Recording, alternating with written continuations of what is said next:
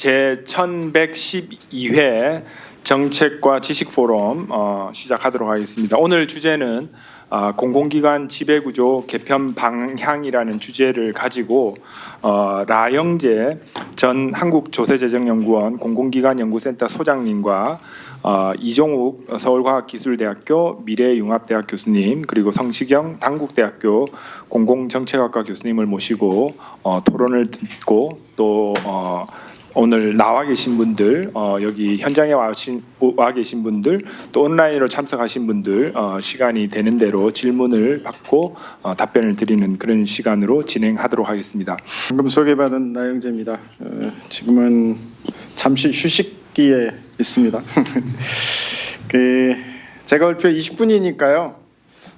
사실은 오늘 자료를 2개를 가져왔는데 컴팩트하게 뒤에 걸 하면 좋은데 제가 기존에 하던 자료 가지고 짧게 넘어가면서 하겠습니다. 나중에 질문이나 필요한 건 말씀 주시면은 답변해 드리겠습니다.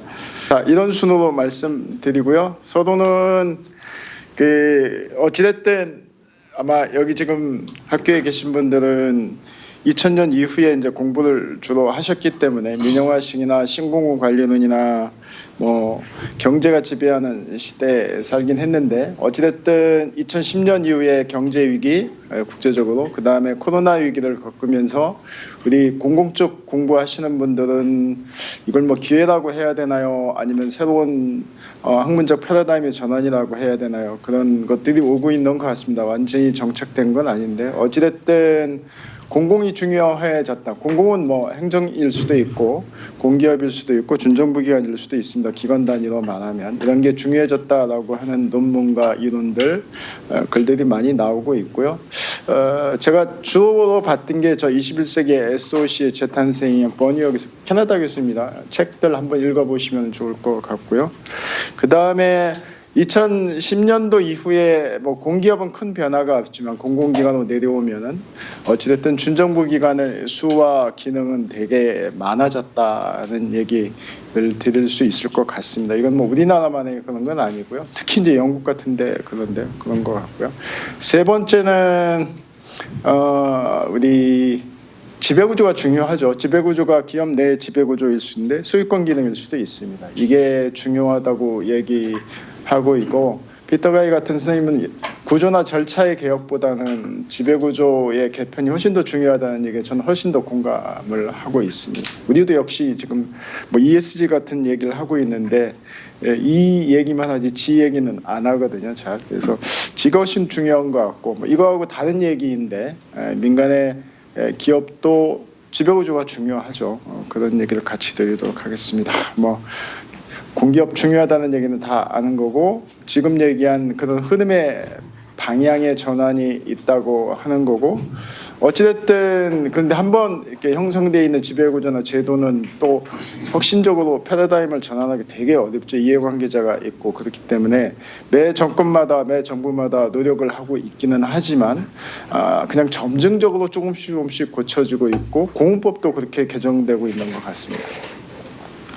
자, 두 번째는 공기업 준정부에 나누는 건 다 아실 것 같고 나라마다 또 다 다르고 용어도 다른 것 같습니다. 그거는 한번 보시면 좋을 것 같고요. 제가 어디 강의 때 많이 쓰는 그러니까 공기업과 관련된 SOE나 엔터프라이즈나 코퍼레이션과 같은 내용은 이견의 여지가 없는 것 같은데 준정부 기관을 부르는 용어는 다 다른 것 같아요. 그런데 우리 최종원 선생님과 그전에 여기 책 번역할 때는 콩고스를 썼는데 영국에서는 암스테랑스 바디를 주로 씁니다. 물론 퍼블릭 바디라고 그냥 보편적으로 쓰긴 하는데 저 암스테랑스 바디를 나중에 한번 찾아보세요. 어떤 뜻을 가지고 있는지 그냥 직역을 하시면 될 것 같습니다. 준정부 기관이나 공공기관은 팔길이만큼의 정부로부터 또 국민으로부터 떨어져 있지만 붙어는 있지만 자율성을 갖는 집행기구라고 하는 용어 안에 많은 내용들이 함축되어 있는 것 같습니다. 그 얘기를 좀 오늘의 핵심 주제가 되지 않을까 하는 생각이 들어 보입니다.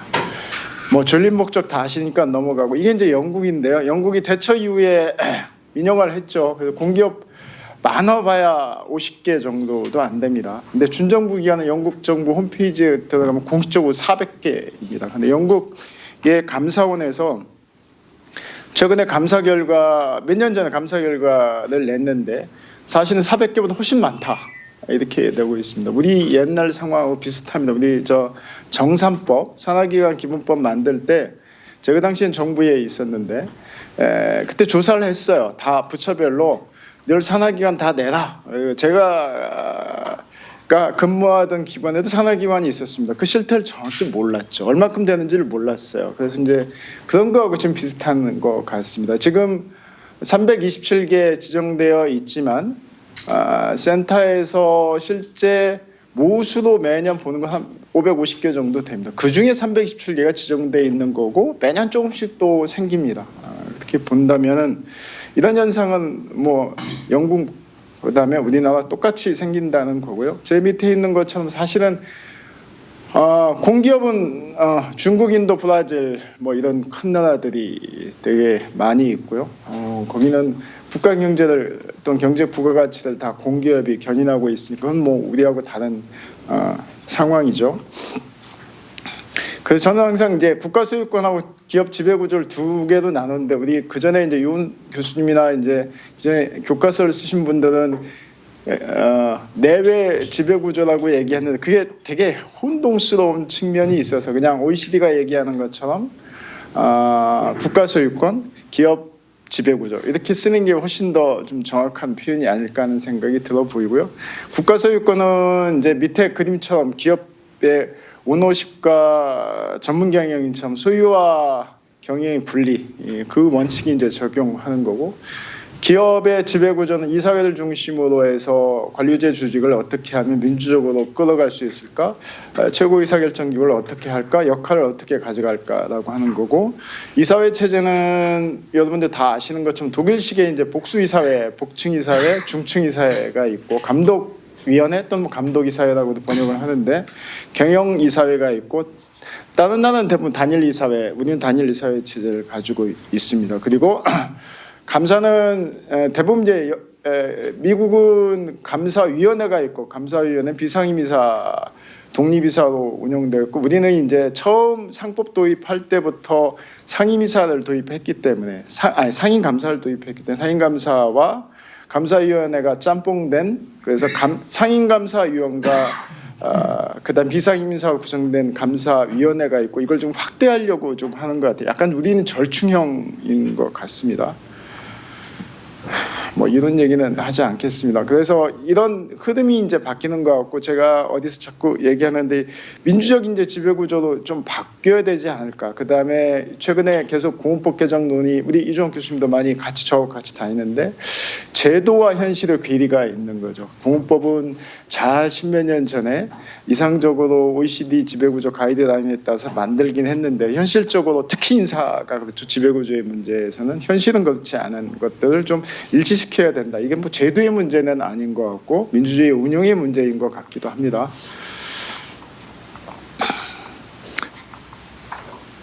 첫 번째 이제 우리 공업법이 만들어질 때 2007년도 만들어질 때 여기 뭐 참여하시고 또 관여하신 분도 계실 수 있을 터인데 어찌됐든 기재부는 OECD 공기업 가이드라인이 만들어지니까 그거를 금과 옥조로 모델로 해서 그 당시에 있었던 정투법과 정산법을 일치시켜서 공업법을 만들었죠. 그 얘기는 핵심은 정산법에 있던 국가 소유권을 기재부로 집중 일원화하는 정책을 썼던 것 같고요. 근데 이제 이게 사실은 그 당시에 주무부처도 많이 반대를 하긴 했고 시민사회나 노동계에서도 반대를 했는데 이게 여전히 이제 풀 수 없는 뭐라고 할까 딜레마 같은 상황이 존재합니다. 이제 OECD 공기업 가이드라인에서는 SOE라고 하니까 우리가 번역하면 공기업이죠. 공기업을 소유권을 집중하라는 얘기지 준정부 기관까지 집중하라는 얘기는 사실은 아니었어요. 근데 그거를 이제 워낙 그 당시에 아까 제가 말씀드린 것처럼 2003, 4년에 산하기관이 워낙 많이 늘어나고 이게 주무부처가 막 통제를 하니까 그래서 정산법을 만든 건데 이게 두 개가 사실은 내용이 비슷하거든요. 그러니까 이제 통일하자. 근데 마침 그때 공기업 지배구조 가이드라인을 OECD에서 발표하니까 그거를 이제 근거로 해서 만들었단 말입니다. 그래서 뭐 나쁘다 좋다의 문제는 아닌 것 같고 그것을 이제 한번 반성을 해보고 새로운 방향을 어떻게 가져가야 할 것인가, 소유권 정책을 어떻게 가져가야 될 것인가의 시기가 왔다는 말씀을 드리려고 하는 거였고, 이게 이제 OECD가 매년 조사를 합니다. 각국의 회원국 또는 회원국 말고도 조사를 해서 연례보고서 같은 걸 발표합니다. 올해도 제가 사인을 하고 나왔는데 아마 번역한 것들이 나와 있을 거예요. 한번 보시면 좋을 것 같고, 두 번째가 기업 지배구조이죠. 기업 지배구조는 특히 이제 이사회 의장을, OECD는 이사회 의장을 두어라라는 얘기고, 독립이사, 우리는 비상임이사 또는 상법은 사회이사라고 얘기하는 독립이사의 구성을, 다양성을 좀 높여라, 민주적 지배구조를 만들어라, 그런 거. 우리는 법에는 잘 구성되어 있습니다. 뭐 그런 얘기 있고요. 사례는 한번 참고해 보시면은 될 것 같아요. 나라마다 약간씩 다 다릅니다. 이게 이제 2005년도 OECD 공기업 지배구조 가이드라인이고, 지금 두 번의 개편이 있었습니다. 그래서 10년 단위로 2015년, 그 다음에 올해 5월달에 개정이 있었고요. 한 번 개정할 때는 소수주조 이해관계자 접근이 있었고, 그 다음에 두 번째 지금 올해 개정한 거는 책무성 어카운터빌리티하고 마지막 장이 신설됐습니다. 지속가능성이라고 하는, 이 지속가능성을 여기서 OECD는 좁게 해석하지 않습니다. ESG를 넘는 겁니다. 지속가능한 발전에 유엔에서 얘기하는 그런 것까지 담고 있다 말씀을 드리고요. 우리 이제 공기업 연구하시는 분들이 금과옥조로 잘 모델링하는 나라 프랑스이고요. 프랑스에 이제 우리 공공정책국 같은 재무부 안에 있습니다. 그게 이제 아페라인데, 뭐 공기업투자청이라고도 뭐 번역을 하고 여러 가지 번역을 하는데요. 여기가 있습니다. 여기는 대단히 막강한 권력을 가지고 있고 거의 소유권 정책을 합니다. 그다음에 모니터링도, 실적에 대한 모니터링도 하고. 근데 이게 우리가 좀 봐야 되는 게, 행정학 하시는 분들이 프랑스의 공기업투자청만 보시면 안 되고, 공기업투자청이 재무분야에서 어떤 위상과 역할을 하고 있고 의사결정을 하고 있고 있는지를 좀 보시는 게 훨씬 좋을 것 같아요. 우리는 층층시야 부총리, 그 다음에 차관, 1급의 관료관, 뭐 이렇게, 그 다음에 이제 국장 이렇게 되어 있는데, 거기는 공기업투자청의 사무총장이시고, 사무총장이 복수차관, 복수장관의 부대로 의사결정을 하고 국회에 보고하게 되어 있습니다. 이게 큰 차이이지 않을까. 제가 우리 이종학 교수님과 이 얘기를 자주 하는데, 이런 국가 소유권의 문제를 해결할 땐 이 문제를 좀 봐야 된다는 거고요. 다른 나라는 좀 넘어가도록 하겠습니다. 우리하고 좀 비슷한 나라가 뉴질랜드에 공교롭게도 여기 평가 편람이 있습니다. 매뉴얼이. 그래서 제가 한번 방문한 적이 있는데요.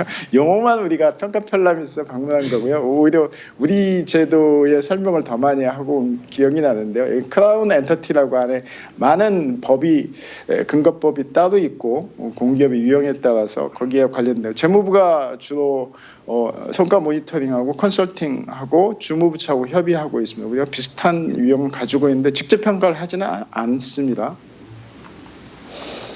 중국 얘기는 넘어갈게요. 중국은 싸사기 워낙 막강한 권한을 행사하고 있고, OECD 회의에 가면 요즘은 회원국이 아닌 중국하고 미국의 전장입니다. 왜 그러면 그 경쟁 중립성과 뭐 이런 것 때문에 주로 중국은 국가공기업이 SOE 국가경제 발전을 기여하고 국가의 경쟁 중립성 같은 거에 위배되는 특혜를 가지고 있죠. 그러니까 미국은 사실 공기업이 있지 않아요. 연방정부 수준에. 그런데 이제 중국이 나오니까 미국이 들어와서 둘이 전쟁하는 겁니다.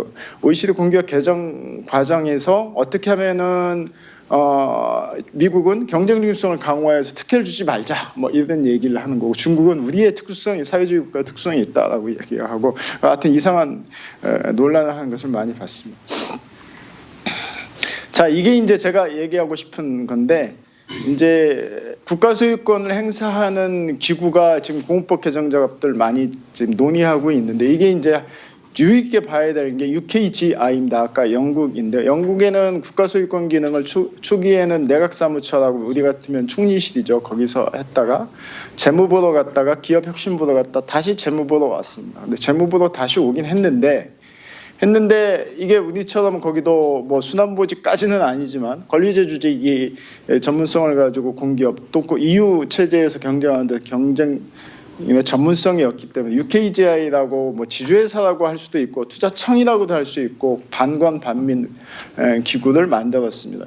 일종의 공공기관입니다. 250명 되고 있고 공무원 출신 한 반쯤 되고 전문가 파이낸스부터 컨설턴트 변호사 이렇게 구성돼 의정을 제가 한번 봤는데 이게 그런 겁니다. 이제는 평가 단순하게 성과를 모니터링하고 평가하는 것도 중요하지만 기관을 컨설팅하고 경쟁력을 가질 수 있게 도와주는 기구를 만든 겁니다. 대단히 전문가들이 모집되어 있고 그 의장도 민간에서 활동하시던 분이었습니다.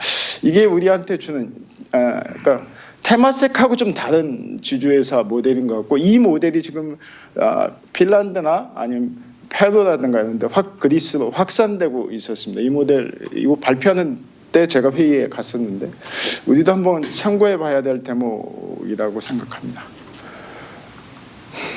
첫 번째는 어떻게 됐든 우리 이제 공훈이 위원님 계신데 우리 공훈이 위원 체제를 가지고 있는 OECD 국가는 거의 없습니다. 수상시나 총리실에 소유권 기능이 있는 곳도 있긴 하지만 우리는 아마 제 예상컨대 산하기관 아까 공법을 만들 때 산하기관을 끌어들이기 위해서 위에 소유권은 기재부한테 집중을 시키지만 정부 부처의 장차관들이 참여할 수 있는 구조를 위원회를 만든 게 공훈이 모델이라고 저는 생각을 합니다. 그게 이제 가령 정부 부처가 아주 책임감 있게 열심히 참여하고 있고 그런 구조를 만들고 있느냐 하나 이슈인 것 같고요. 두 번째는 이제 민간이죠. 우리 이종 교수님처럼 전문가나 아니면 노동조합이나 언론계나 뭐 이런 데 들어가게 되어 있는데 이분들이 민주적 지배구조에서 우리나라 공공기관의 정책 결정이나 의사결정을 대대 합리적으로 대표성을 가지고 하고 있느냐의 문제인 것 같습니다. 그게 이제 핵심 이슈가 되다 보니까 지금 노동계에서는 이 공훈위의 소속을 총리실로 옮기자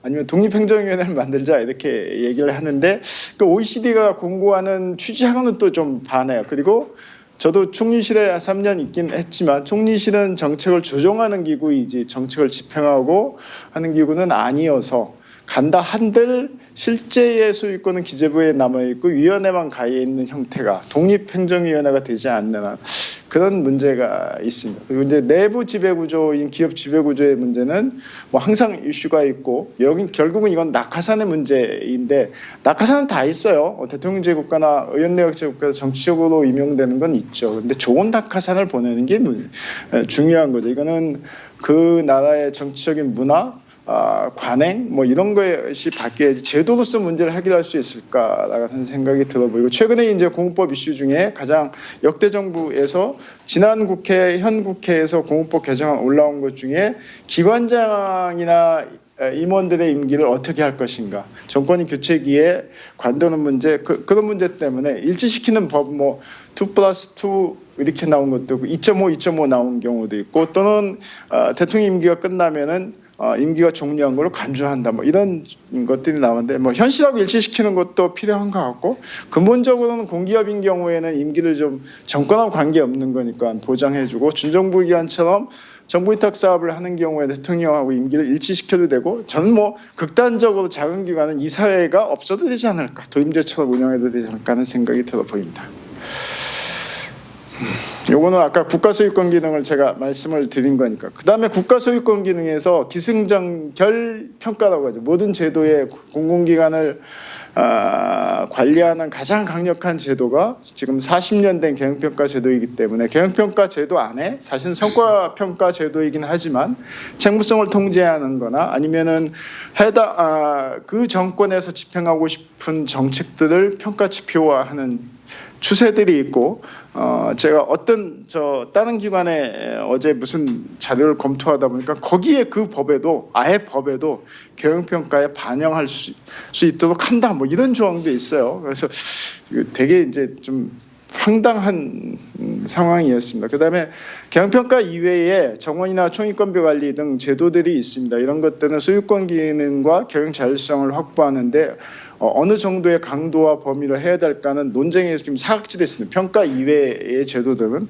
이런 것들은 공무법의 개정이나 소유권 정책을 정비할 때 그 원칙에 맞게 가신 공법을 만들 때는 사전적인 통제를 지향하고 사후적인 평가 결과를 통해서 공공기관을 관리 감독하겠다라고 하는 취지인데 사실은 예산이나 경영 지침이나 정원이나 총인건비 관리는 사전적 통제 제도이거든요. 그 다음에 이제 경평을 통해서 성과 관리를 사후적으로 하겠다는 건데 그게 두 가지가 같이 이제 들어가 버리니까 이게 안 맞는 거죠. 사전 사후가 사실 사후로 더 많이 가고 자율성은 더 많이 줘야 사실은 시장의 원리가 작동을 하는 건데 그렇지 않다고 하는 겁니다. 이게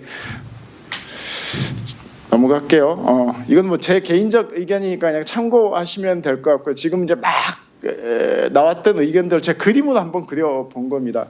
왼쪽은 현재의 구조이고 오른쪽은 조금 더 지금 현재 구조에서 공훈위가 좀 더 활성화되도록 하는 구조. 그 다음에 공공정책국도 좀 항상 저는 공기업화 준정부에 나눠서 좀 보려고 하는 이게 이제 뒤섞이다 보니까 표준화되고 동일화되고 차별성이 없는 문제가 있어서 이런 얘기를 계속 하고 있는 거고요. 두 번째가 이제 제가 그리지는 않았는데 지금 노동계라든가 일부 얘기하는 것처럼 독립으로 만들자, 아예 독립으로 만들자, 그냥 소속을 총리실로 가자. 완전히 독립처럼 만들면 중국의 싹처럼 되는 건 물론 아니겠지만 그게 갈 수 있을까 하는 생각은 들어 보입니다. 이거는 이제 정권이 바뀌거나 헌법이 바뀔 때 정부의 구조를 바꾸게 되면 이제 이것도 같이 논쟁이 될 수 있는 것 같습니다. 그래서 만약에 그려본다라고 하면 대통령 수석기구로 그려본다면 저렇게 그려볼 수도 있고 지방과 중앙은 달리 있으니까 이렇게 볼 수도 있을 것 같습니다. 이거는 조금 더 깊은 논의와 방안을 고민해봐야 될 것 같고요. 거의 시간이 다 됐는데 기업 내부 지배구조 얘기만 하겠습니다. 기업 내부 지배구조는 어찌됐든 84년도 이후에 정투법 이후에 많이 발전했습니다. 처음에 84년도에 정투법 만들 때는 이사회 회장이 있었고 전두환 정부 때 기관장이 있었습니다. 근데 이사회 회장은 곧 폐지됐고 여러 가지 제가 뒷 얘기를 할 수 있는데 그건 저 30년사 경영평가 30년사의 책에 나옵니다. 한번 보시면 될 것 같고 근데 다시 이제 비상임이사 선임 비상임이사가 이사회 의장을 하고 CEO를 분리하게 되는데 이건 큰 공기업이나 큰 기관만 이렇게 하게 되어 있는데 저는 이사회가 좀 독립적으로 된다면 이사회 OECD 공고에처럼 이사회 의장과 CEO를 분리해야 되고 상임이사는 좀 최소화 지금 뭐 반 정도 할 수 있는 거죠. 비상임이사가 과반수를 넘게 되어 있지만 상임이사는 민간 기업이나 해외 사례처럼 상임이사는 좀 최소화하고 CEO나 CFO 정도만 들어가고 비상임이사가 다수를 참여하게 하고 그다음에 경영진을 그냥 구성하면 되죠. 경영진을 구성하면 될 것 같고 감사위원회는 좀 더 확대할 필요가 있겠다는 생각이 들어 보입니다. 그다음에 이제 마지막 쟁점이 이제 정부이사제의 부활인데 이게 OECD 권고에 의하면 정부는 대주주로서 그 소유권 주식만큼의 정부이사가 들어가서 의사결정을 하고 책임을 지는 문제인데 우리는 사실은 준정부 기관의 당인직 이사를 제외하고는 공무법 개정하면서 정부이사제는 폐지를 했습니다. 워낙 이제 막강한 권한을 빼려고 그런데 오히려 이제 권한과 책임 범위 내에서 정부이사제가 공식적으로 하는 것이 더 낫지 않을까 하는 생각도 해봅니다. 그런데 사실은 대부분 다 대주주가 정부이기 때문에 유럽처럼 뭐 70%, 80%, 60%만 대주주인 경우에는 가능한데 현실적으로 우리는 뭐 대부분 다 정부가 소유권을 가지고 있기 때문에 실효성이 있을까 하는 생각은 해봅니다. 이게 제가 챗GPT한테 한번 그려보라고 해본 거예요. 이사회의 외국의 이사회는 어떻게? 오른쪽은 형식적으로 쫙 앉아서 한국의 이사회는 이렇게 간다고 GPT가 저한테 얘기해 주더라고요. 했던 얘기 반복하는 거고요. 프랑스 사례 그다음에 독일이 이제 이게 아까 중층이사회입니다. 이 오른쪽에 계신 분이 전직 장관도 하신 감사위원회 의장이시고요. 오른쪽이 경영이사회가 되어 있습니다. 이렇게 해서 중층이사회고 감독이사회나 감독위원회는 정부 대표 반, 그다음에 노동자 대표 반이 들어와 있고 경영이사회에 대한 감독 또는 보고를 받고 있습니다. 우리하고 좀 다른 체계이고요. 이제 이러다 보니까 이제 임금 교섭이라든가 뭐 이게 좀 달라지는 거죠. 뭐 그런 얘기이고요. 다 됐는데요. 제가 평가 한마디만 하고 평가하고 제가 임금을 같이 넣습니다. 근데 이게 되게 중요한 소유권 행사 기구에서 넣는데 평가는 하나만 말씀을 드릴게요. 40년 됐고요. 제가 평가 되게 오래 했는데 이제는 좀 바뀔 때가 충분히 됐다, 지났다. 너무 좋은 얘기만 하는데 그래서 충분히 40년 기간 동안의 경영평가 때문에 우리나라 공공기관이 많이 발전했고 표준적인 시스템을 만들었고 기관장이 낙하산으로 오신다 하더라도 좀 나쁜 낙하산으로 오신다 하더라도 크게 그 기관의 시스템이나 운영이 좌지되지 않는 건 평가의 기능, 순기능인 건 분명한 것 같습니다. 근데 좀 더 이제 경영의 자율성을 더 주고 기관이 책임을 지는 구조로 간다면 지금의 평가 모델은 아까 제가 말씀드린 것처럼 약간이 아니고 많이 바뀌어야 되지 않을까 하는 생각 들어 보이고요. 마지막 하나 임금 얘기 여러분들은 아마 데이터를 가지고 있지 않으니까 논문 쓰시지 않는 분은 임금 잘 모르실 거예요. 임금 중요하죠. 임금 중요하고요.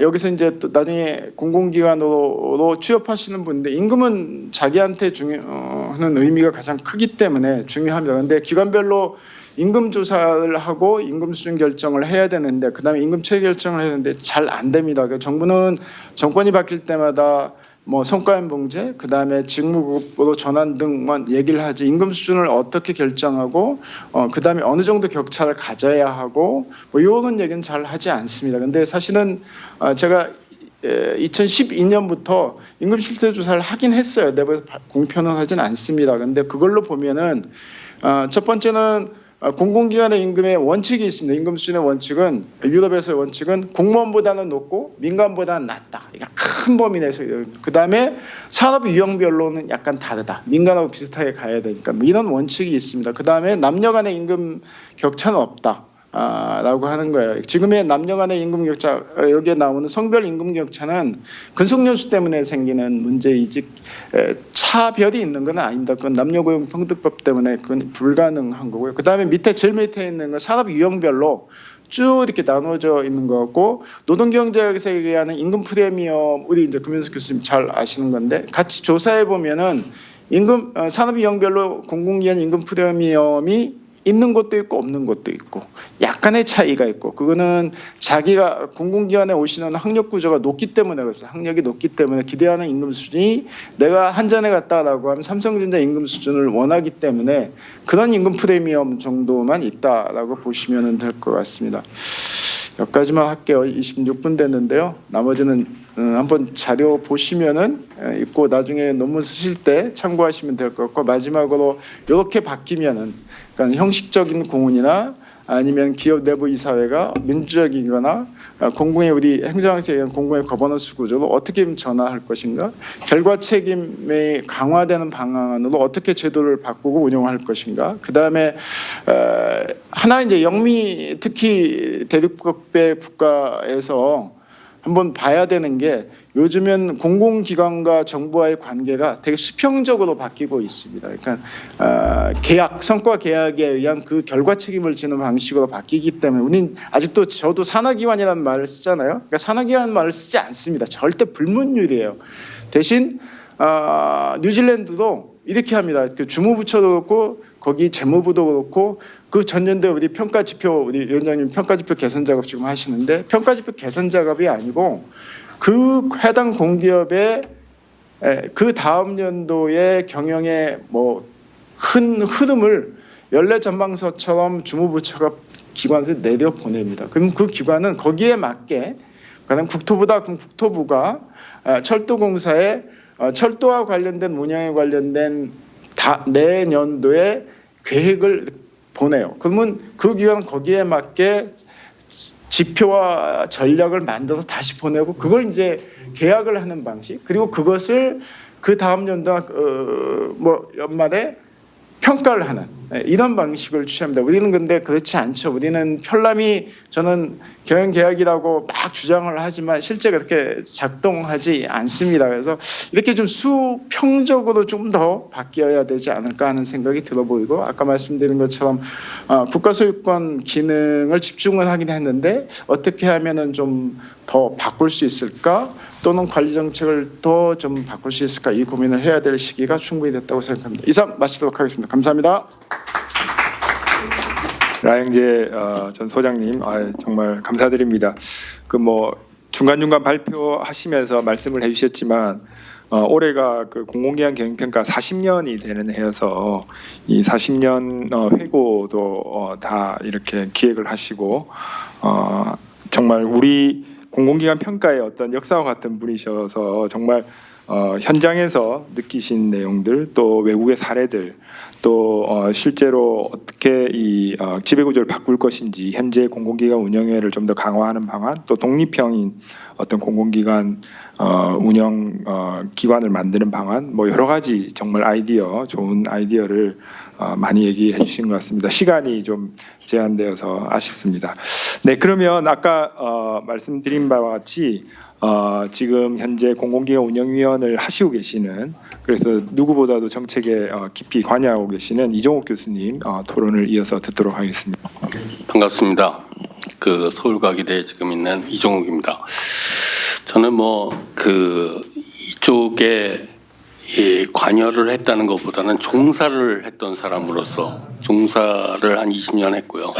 그다음에 대학에서 한 15년 정도 지금 근무를 하고 있습니다. 그 양수를 이렇게 보다 보니까 저도 행정학 전문가로서 봤을 때 행정이 어떻게 보면은 가장 마지막 단계에 가는 거는 저는 그 국민의 서비스를 어떻게 잘 할 수 있는가라는 측면에서 봤을 때는 거기에 대표적인 우리가 한번 좀 주도해서 좀 볼 필요가 있는 게 바로 이 공공기관과 관련된 분야라고 생각을 합니다.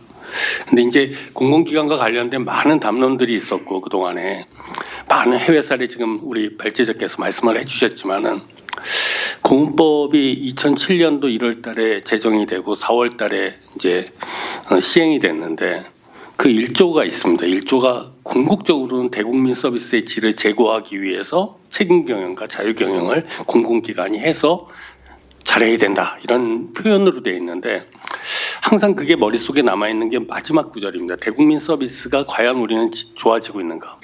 해외 나가서 많은 물건들도 팔아오고 있고, 뭐 원전부터 거의 K방산, 뭐 K컬처, K푸드까지 막 한다 그랬을 때 국민들이 결국은 되게 서비스가 좋아져야 되는데, 그런 부분에 대해서 어떻게 우리 얼라이먼트라고 그러지 않습니까? 그런 부분들이 좋아지느냐를 끊임없이 논의하고 탐구하고 현장에서 고민해 왔던 대표적인 분이 저는 발제자 라영재 박사님이라고 생각합니다. 뭐 이력에서도 나와 있듯이, 그다음 오늘 발제자 자료에서도 거의 책 한 권 가까이 되는 부분을 발표해 주셨듯이 하는데, 또 하나의 장면이 제가 크게 남았던 게 그거였어요. 김영삼 대통령이 당선이 됐을 때 세계화위원회라는 거를 만들었습니다. 그 전에는 국제화라는 단어를 썼습니다. 그랬더니 이제 기자간담회를 하는데 세계화가 국제화하고 다른 게 뭡니까? 이렇게 그러니까 갑자기 물어본 거예요. 예정에 없는. 그때 대통령이 이렇게 말씀하셨답니다. 막 머리를 굴리셨겠죠. 당황을 엄청 당황을 했어요. 그때 이렇게 얘기했습니다. 국제화를 세게 하면 세계화가 된다. 웃자고 하는 얘기지만은 그때 초대에 우리 서울대 총장을 하셨던 오연천 교수님도 거기 위원이셨습니다. 예. 근데 제가 왜 그 장면을 말씀을 드리냐면은 우리가 단순한 언어 같지만은 국제화, 정보화, 세계화, 지역화, 글로벌화 뭐 별 얘기들이 다 있지 않습니까? 그러나 거기에 함축되고 있는 이 세상 속에서 갖고 있는 의미는 훨씬 더 다중적이고 체계적이어야 된다고 저는 생각합니다. 우리는 공공기관이라 그러지만 공기업하고 준정부기관은 확실하게 다른 건데도 불구하고 우리는 굉장히 섞어서 쓰고 있다는 겁니다.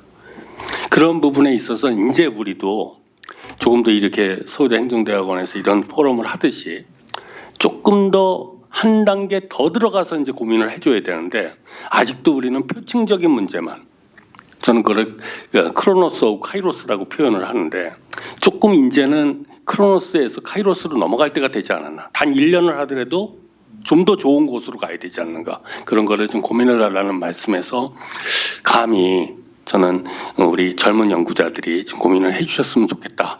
너무 말 많이 하지 않습니까? 세계에서 제일 많은 공공기관, 세계에서 제일 좋은 서비스, 그다음에 세계에서 제일 많은 예산을 쓰고 있는데도 불구하고 위정자들은 사실은 이렇게 선거 때만 되면은 공공기관 혁신을 외치지만은 실질적으로 내용에 들어가 보면은 그 당 이해관계자들은 많이 소외되고 있는 것들을 너무 많이 봤을 때 우리가 그게 거버넌스에 좀 조금 더 집중과 선택을 할 때가 됐다 이렇게 개인적으로 생각을 합니다. 하나가 더 말씀을 드리면 이런 장면입니다. 이석환 교수가 뭐 책에서 얼마 전에 책을 하나 보내오셨는데 거기도 써져 있었는데 많이 쓰는 단어죠. 거버닝 하기보다는 두잉에 우리는 너무 천착하고 있다라는 표현입니다. 그건 뭐냐면은 이제는 좀 지속 가능하고 그 다음에 앞으로 미래를 보는 정책을 입안을 하고 어떻게 국민들한테 다가갈지를 생각하기보다는 그냥 단순하게 이거를 실행했을 때 했을 때 얼마만큼 도움이 되느냐에만 너무 머물러 있다라는 거죠. 거기에 이제 저는 오늘 그 발제해 주신 그 이 라영재 박사님의 고민이 상당히 많이 담겨 있다고 봅니다. 이제는 우리도 이 지배 구조라는 거는 누구를 지배한다는 표현보다는 우리가 전체적으로 이 지배 구조를 가지고 거버닝을 하면서 어떻게 국가가 국민이 좋아질 수 있는가를 좀 집중적으로 봤으면 좋겠다라는 생각을 하고요. 2005년도에 OECD 그 공기업 지배구조 가이드라인이 만들어지고 올해 10월달 지난달이네요. 지난달에 다시 OECD에서 지금 대사로 있는 최상대 대사가 주관을 해갖고 이제 내년도에 예정되어 있는 가이드라인 개정까지 한 진짜 어떻게 보면 20년 동안에 우리나라가 지금 그 주재 국가거든요. 그 지배구조 가이드라인에 그 정도로 처음 시작할 때는 가이드라인을 따랐지만 이제 가이드라인을 리딩해야 되는 그런 공공기관을 가진 그런 국가가 됐다 그러면은 명실상부하게 우리가 그러니까 우리 이 용어 많이 쓰지 않습니까? First mover가 될 거냐, Fast follower가 될 거냐 했을 때 이제 과감하게 First mover로서 우리가 앞으로 나가줘야 된다는 생각을 하고요. 제가 국회에 이제 100억 건에 이 발의된 21대입니다. 지금도 발의가 2건이 돼 있는데요. 이 보면은 지배구조가 10건, 책무성 강화가 뭐 21건, 그다음에 내부 지배구조 뭐 이렇게 하고 100억 건이 발의가 됐는데 내용을 조금 더 한 걸음 더 들어가서 보면은 상당히 아까도 모두에서 말씀드렸지만 표층적인 문제에만 천착하고 있다는 걸 지울 수가 없습니다. 이게 전체 국민의 서비스를 증진시키기 위해서 무엇을 해야 된다라는 총체적인 부분은 감히 국회의원들이 들여다보지 못하고 있는 거고 항상 우선순위에서 뒤로 물러서고 있다는 거에 대해서 상당히 좀 아쉬운 마음이 굉장히 많습니다. 지금 지난 11월 14일 날 발의된 내용을 발제자는 말씀을 좀 해주셨습니다. 지배구조를 어떻게 특히 공훈위를 중심으로 한 지배구조를 어떻게 개편할 것인가가 지금 11월 14일 날 46명의 국회의원들이 발의를 해주셨는데 거기 중심적인 내용은 2가지입니다. 하나는 노동계의 그다음에 운영 참여, 하나는 공훈위의 집행기구로서의 독립성과 합리성 제고 이 두 개가 있는데 이 문제도 결국은 이제는 한 부분을 구축으로서 전체를 흔들 수가 없는 문제이듯이 이제는 전면 개정으로 전체를 같이 보아야 되는 그런 문제가 있습니다. 저는 개인적으로는 공공기관이 왜 중요하냐, 공공기관에서 근무했던 사람으로서 한번 말씀을 드리면은 민간 기업은 우리 경영대학원 있지 않습니까? 경영대학원에서 하듯이 당연히 이윤을 추구해야 됩니다. 물론 미국의 뭐 몇 개 대학에서는 예일대라든가 케이스 웨스턴 리저브 같은 데서는 MPO라 그래갖고도 경영대학에서 가리키고 있지만은 이 비즈니스 모델을 가지고 이윤을 추구한 돈을 가지고 결국은 세금을 좀 더 내주셔갖고 공공 쪽에서 일을 할 수 있게끔 장을 만들어준 게 저는 공공기관이라고 생각합니다. 그 공공기관이 해야 되는 건 결국은 국민들이 약간 극단에 가 있는 국민들, 소외된 국민들을 가운데로 좀 몰아주십사 하는데 최선을 좀 다해줘야 되는데 거기에는 약간의 시효가 있다고 생각합니다. 우리는 뭐 민간 기업은 100년 기업, 200년 기업이 나올 수 있지만은 공공기관은 늘 바뀌어야 된다는, 아까 5년마다 정부가 바뀌듯이 우리가 어느 쪽으로 가는지에 대해서 그런 쪽을 들여다봐야 되는데 그 들여다보는 쪽이 이제 마지막으로 말씀드릴 수 있는 바로 기승전 경영평가입니다. 예, 우리 학교도 사실 들어오면서 다 평가를 받듯이 공공기관은 엄청난 스트레스를 받고 있거든요. 여기 지금 사회 보시는 김 교수님께서도 그 단장님을 맡고 계신데 너무 경영평가에 매몰되다 보니까 모든 것이 이 경영평가를 위한 경영을 하게 돼 있고 경영평가를 위한 사업에 머물러 있기 때문에 이런 부분들은 이제 바꾸고자 하는 게 공공기관을 중심으로 또 노조를 중심으로 또 외부의 시민단체를 중심으로 많이 제기된 것도 사실이고 제 마지막 장에 아마 보면은 지금 코미디 같은 얘기지만 이런 그 사진을 하나 집어넣습니다. 이 사진이 올해 6월 19일 날 9시 반에 공훈위가 열리고 있었거든요. 그때 기획재정부 홈페이지가 바뀐 사진입니다. 이 홈페이지가 이렇게 바뀝니다. 그래서 제가 최상대 장관님이 최상대가 아니라 지금 이제 그 최상목 장관께서 모르실까봐 말씀을 드렸어요. 홈페이지가 바뀐 걸 알고 계시냐 모르신대요. 이거는 올해가 아니라 매년 바뀝니다. 과연 이 홈페이지를 누가 누르겠습니까? 여기에 이렇게 입시 홈페이지가 있었고 입시되면 로또 마칠 때 보면 그래서 저 공공기관 경영실적 평가 결과를 누르는 사람은 누구일까? 원래는 국민이 돼야 되죠. 정말 우리가 서비스하고 있는 그 기관이 잘하는지 못하는지를 확인해야 되는데 이걸 누르는 사람들은 아쉽게도 공공기관 분들이 많지 않을까 저는 개인적으로 생각을 합니다.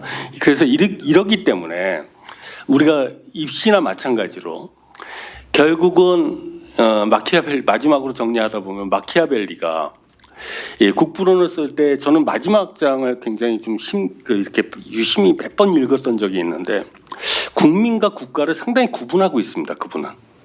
그래서 국가를 운영하는 리더로서 어떻게 하면은 가장 잔인하게 국가가 유익한 부분만 따라가질 수가 있는가가 국부론인데도 불구하고 우리는 이 경영평가가 반대로 얘기한다면은 조금 더 국민을 위한 부분에 집중을 해줘야 되는데 국민보다는 공공기관, 그다음에 공무원들, 그다음에 약간의 이해관계자, 공공기관에 재직하고 여기도 지금 몇 분 계신 걸로 알고 있는데 공공기관에 재직하고 계시는 집에 계시는 분들 이런 분들을 위해서만 너무 천착되지 않을까라는 그런 우려 때문에 이제는 우리가 바꿀 때가 됐다. 그래서 좀 정리해서 말씀드리면 딱 1분만 쓰겠습니다. 2002년도에 IMF가 끝나고 여기 제가 그 토론문에다 투써놨는데요. 그 외환위기라 그래갖고 IMF가 막 터지고 나서 5년 동안에 김대중 대통령이라는 분은 공공의 개혁을 하기 위해서 엄청난 드라이브를 걸었습니다. 그게 어떻게 보면 지금 공공기관 모습을 가장 많이 바꿔놓은 저는 장면이라고 생각합니다. 거기서 처음으로 무슨 책이 나오냐면 공공개혁 백서라는 책이 나왔습니다. 거기에 보면은 제가 여기 써놨지만 세계화 정보화란 패러다임을 사실은 YS 때 이거를 한 거예요.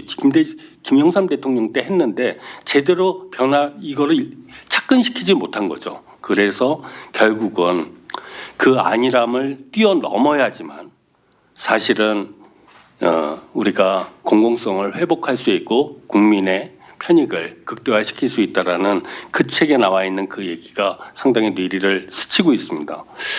저는 이렇게 많은 연구자들이 공공기관에 대해서 관심도 가지고 그다음에 많은 좋은 논문들도 발표를 하지만은 결국은 우리가 이런 부분에 있어서 국민이 어떻게 편익을 가지고 좀 더 앞으로 나갈 수 있는지를 계속 우리가 고민해야 되는 시간이라고 생각하고 오늘 발제는 그거의 또 다른 시작이라고 개인적으로 생각합니다. 감사합니다. 네, 이정욱 교수님 감사합니다. 우리가 이제 OECD의 퍼스트 무버로서 좀 끌고 나가야 되는 그런 입장이 아닌가 이런 얘기 해주셨고 또 국민을 위한 평가, 국민을 위한 공공기관 정책이 돼야 되겠다 이런 말씀 해주셨습니다. 감사드리고요. 다음은 이어서 성식. 네, 방금 소개받은 당국대학교의 성시경 교수입니다. 양재 소장님, 그러니까 전 소장님의 이 발제문을 보게 되면은 그간의 역사, 그 다음에 해외의 사례들 이런 것들이 다 망라되어 있습니다. 거의 뭐 종합판이라고 볼 수가 있겠고 사실 이 자료를 갖고서 앞으로 우리가 이러한 논의들을 해야 되는 것에 있어서 매우 좀 중요한 자료가 된다라고 생각합니다. 제가 이제 그 토론문에 썼습니다마는 최근 들어서도 지금 이렇게 노조를 중심으로 해서라든가 아니면은 지금 여야 간에 합의를 했다라고 하는데 저는 사실 그게 합의가 될 건지는 잘 모르겠습니다. 대통령 임기제로 맞추자, 뭐 2년을 하자, 3년을 하자 해가지고 정치권에서 가장 중요하게 생각하는 것은 지금 현재 기관장의 임기입니다. 그러니까 임기 문제는 지난 정권에서 이제 환경부 장관의 환경부 산하의 이제 공공기관에 대한 여러 가지 압력, 그 다음에 그 이후에 여러 가지 일들이 이어지고, 그 다음에 윤석열 정부로 바뀌는 과정에서 소위 말하는 알박기, 버티기, 그 다음에 또 이에 또 대응하는 뭐 먼지 털기, 뭐 이게 되다 보니까는 공공기관의 장들은 거의 자신의 권한을 행사하지도 않고 혹은 못하고 그런 상황들이 연출되면서 아까 이종욱 교수님께서도 이야기하신 것과 같이 결국에 있어서 피해는 누가 받느냐? 국민들이 보게 되는 것이죠. 공공기관들이 일을 안 했어요, 사실. 이렇게 정권이 바뀌고 나서 적극적으로 이렇게 새 정부의 바뀐 정책 기조에 따라가는 것이 당연하다라고 우리는 생각하지만 그간에 있어서의 공공기관장들이 보여주신 모습은 아까 말씀드린 대로 버티기, 그 다음에 또 이에 또 상응해서 먼지 털기. 그러니까 먼지 털기는 어느 정도 수준이었냐면은 모든 영수증을 다 하나하나씩 봤다는 거죠. 감사원과 그 다음에 검찰을 동원해서. 그러니까 그렇게 되다 보니까는 공공기관의 임직원들이 사업을 함에 있어서 실제로 거의 하지 않고 법에 정해져 있는 아주 최소한의 수준에서만 해오는 과정에서 이런 문제점들이 있었다는 겁니다.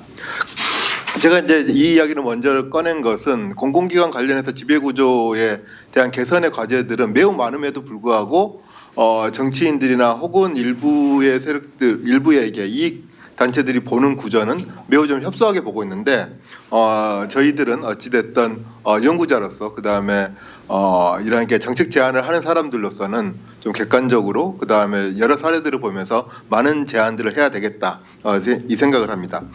이것과 관련해서 제가 이제 그 첫 번째에다가 썼습니다. 먼저 그 법 체계를 다시금 고민해 보자라는 말씀을 좀 드리고 싶습니다. 이건 뭐냐면은 사실 2007년도에 만든 이 공원법이라고 하는 것은 그간의 정상법이라든가 정투법이라든가 그다음에 이제 출원기관, 출자기관들에 대한 여러 가지 관리 체계를 하나의 체계로 만들었다라고 하는 것. 이것은 뭐 이렇게 라인교 소장님이 이미 다 이야기를 해주셨는데 그게 지금 현재 약간 이제 꽤 오랜 시간이 흐른 거죠. 20년 가까이 되어오고 있습니다. 더구나 이 공공기관이라고 하는 말은 퍼블릭 인스티튜션이라고 하는 말은 사실 학문적으로 있었던 말이 아니에요.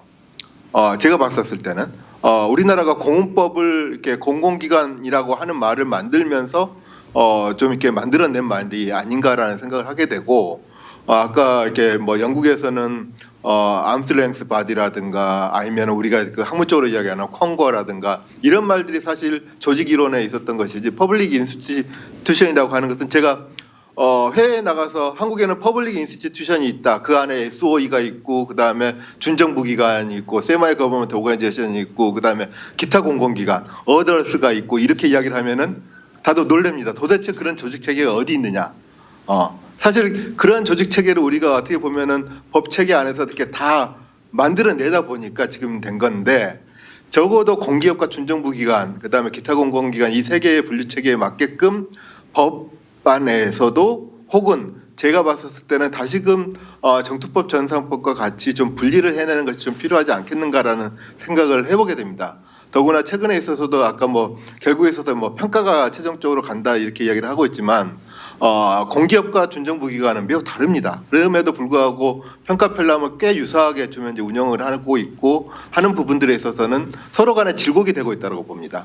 사실 아까 이제 평가 이론의 발전에서도 이야기를 했었지만 이전에는 야드스틱 중심으로 혹은 표준화 중심으로 했었던 그러한 이렇게 평가 운영 혹은 이렇게 공공기관 운영 체계도 마찬가지입니다. 이런 것들보다는 각각의 요구들 특성대로 고려한다라고 봤었을 때는 법 체계를 다시금 좀 바꾸는 것이 어떠한가라는 그런 말씀을 좀 드리고 싶습니다. 특히 보게 되면은 지금 현재 임직원이 42만 명이 됩니다. 물론 이제 그간에 이제 문재인 정부 때 한 44만 명이었었던 임직원이 42만 명 정도 되고 그다음에 자산으로만 봐도 1,100조가 됩니다. 아까 라 소장님의 그 발제 자료에 보면 예산으로 보면은 약간 이렇게 중앙정부 예산 1.3배 정도 됩니다. 이게 지금 현재 어떻게 관리되고 있냐라고 하면은 여러분들 이제 기획재정부의 이렇게 조직도로 보시게 되면은 공공정책국 그다음에 이제 공원이 이 체제에서 지금 현재 관리되고 있는데 이것이 과연 이렇게 적절한가에 대해서 한번 좀 생각을 해볼 필요가 있습니다. 그러니까 법 체계가 단일화되어 있고 그다음에 관리 조직도 지금 현재 단일화되어 있는 부분이 물론 이렇게 소유권 집중이라고 하는 말에 있어서 계속해서 이제 OECD 중심의 그런 이렇게 그 레코멘데이션을 우리가 따라가다 보니까 그렇게 되었다라고 이야기를 하지만 우리의 현실을 봤었을 때는 꼭 그것을 따라가는 것이 맞는지 사실은 이 부분에 있어서는 특히 부처의 기획관리실장님이라든가 부처의 요구들을 보게 되면은 상당히 이 부분에 있어서 이게 동의를 하게 됩니다. 그러니까 이것은 물론 부처와 기관 간의 나름의 그 이익을 이렇게 맞춰내는 그런 우려들에 대해서는 그러니까 2007년도 당시에는 매우 높았었는데 지금도 과연 높을 것인가에 대해서 생각을 해본다고 한다면은 굳이 그렇게 엄브렐라법으로서 모든 것을 다 한꺼번에 통제하고자 하는 그런 법 체계는 이제 바꿔야 된다라는 생각을 하게 됩니다. 네, 그다음 이제 두 번째와 관련해서 제가 좀 간단하게 이야기를 드리면은 결국 이제 지배구조 개선의 이런 논의들이 누구에게 도움이 될 것인가라고 하는 부분들을 좀 생각을 해보자는 겁니다. 아까 말씀드렸듯이 임기와 관련해서는 제가 봤을 때는 법 체계를 어떻게 바꾸든지 간에 저는 답이 안 나온다고 봅니다. 사실 자기가 물러날 때를 알고서 물러나는 거, 그 다음에 새로운 사람이 오면은 거기에 맞추어서 정책적으로 동의하는 사람들이 임명되게 하는 것, 이것이 사실 어느 나라도 법 조문 가지고서 이것을 해결했다고 보지 않습니다. 시간이 걸리겠지만은 우리 이제 행정학에서도 계속해서 이야기를 해야 되겠지만은 사실 이렇게 문화적인 요소들이 더 큰 것이 아닌가라는 생각을 하게 되고 계속해서 이것을 여기에다 썼지만서도 이렇게 정치적 임용의 문제를 이렇게 법률적인 제도 정비나 아니면 사법적 판단으로 가고자 하는 그런 부분들은 매우 앞으로도 계속해서 악순환이 될 것이다. 이것을 정치 문화적으로 해결하지 않으면은 결국 안 될 것이다라는 좀 생각을 좀 하고 있습니다.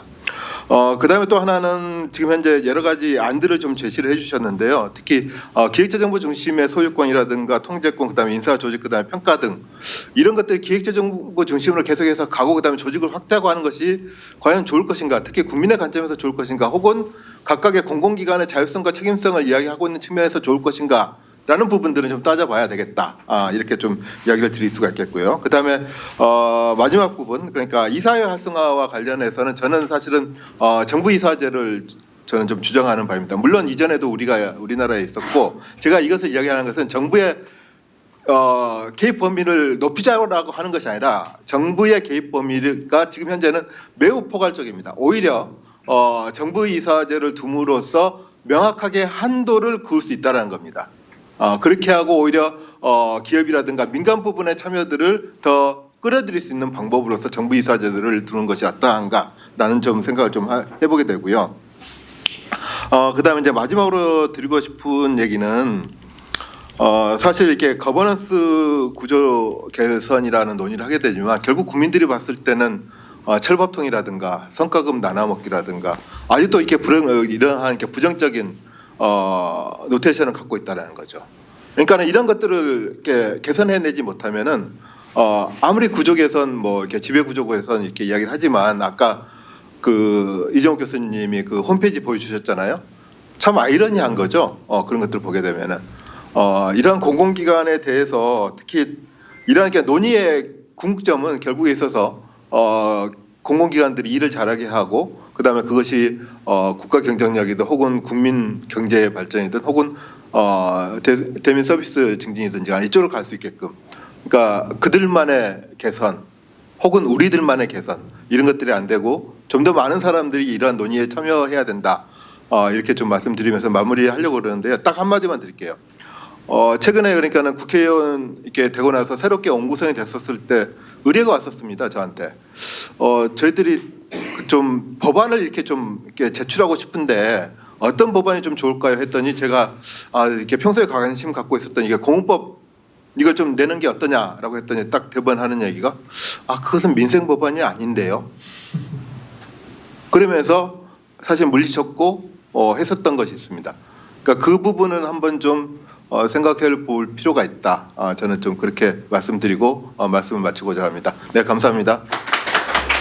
법체계 개편 지금처럼 엄브렐라법보다는 좀 뭔가 분리하는 게 필요하지 않느냐 이런 말씀도 해주셨고요. 또 정치 문화가 좀 바뀌어야 된다. 법으로 다 해결할 수 있는 부분이 아니다. 뭐 이런 말씀도 해주신 것 같습니다.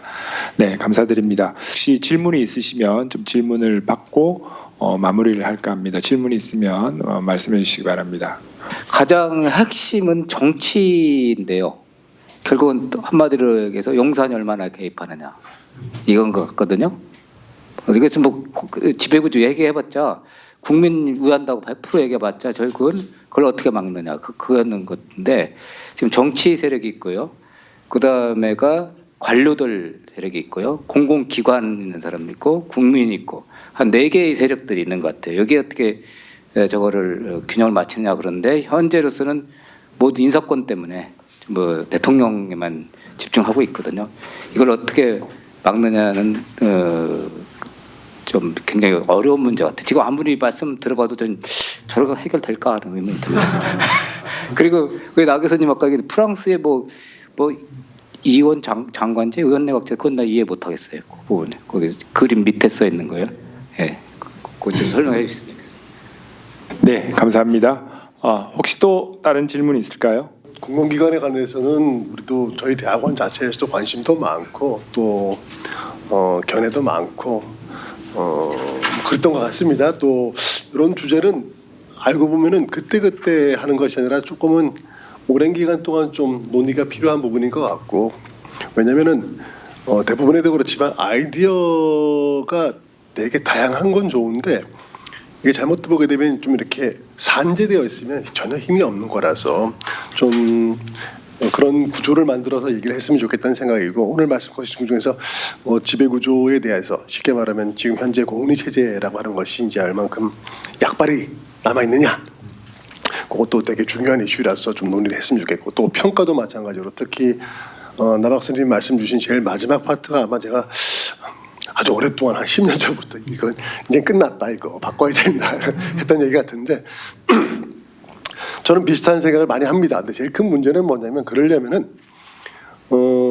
지금 우리가 바라보는 평가라고 하는 시각 자체가 좀 바뀌어야 될 것 같아요. 지금 다 동일한 프레임에서 너 잘했니 못했니 해가지고 평가하고 이게 사실 이 평가가 워킹하는 제일 큰 이유는 뭐냐면 이게 성과급 때문에 그렇거든요.